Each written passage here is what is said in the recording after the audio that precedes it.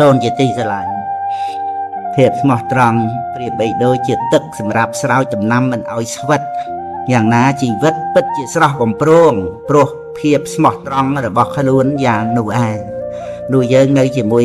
នឹងអ្នកណាធ្វើការងារជាមួយអ្នកណាក៏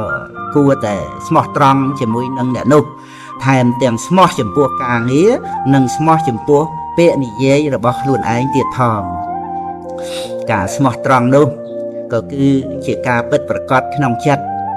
មាត់ពោលស្ដីអ្វីៗជាសម្ដីផ្កាអ្នកណាក៏ចូលចិត្តជាពាក្យពិតត្រង់ជាមួយចិត្តត្រង់ជាមួយការងារកូនប្រុសស្ដីត្រូវតែតម្កល់ខ្លួនឲ្យមាំនៅក្នុងសេចក្តីស្មោះត្រង់គឺត្រង់ទៅត្រង់មក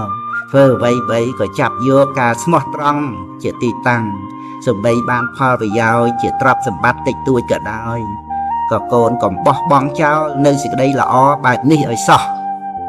ណាគេយល់ថាការវាយវេឬការយកប្រៀបលើអ្នកដទៃទៅជាសេចក្តីឆ្លាតក៏ស្រេចតែអ្នកដទៃនោះទៅចោះ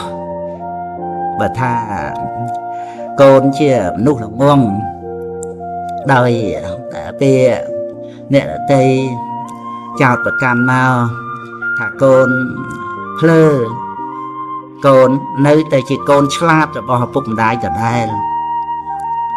ព្រោះមនុស្សឆ្លាតទើបចេះជួយខ្លួនឯងឲ្យបានរួចផុតពីបាបកម្មបើកូនមិនស្មោះត្រង់ហើយទៅធ្វើខុសក្នុងរឿងអ្វីមួយនោះត្រូវគេចាប់បានអ្នកដែលថាយើងស្មោះត្រង់គឺល្ងងហ្នឹងឬអ្នកដែលញុះញង់ឲ្យកូនទៅធ្វើខុសនោះគេមិនបានមកជួយកូនឡើយ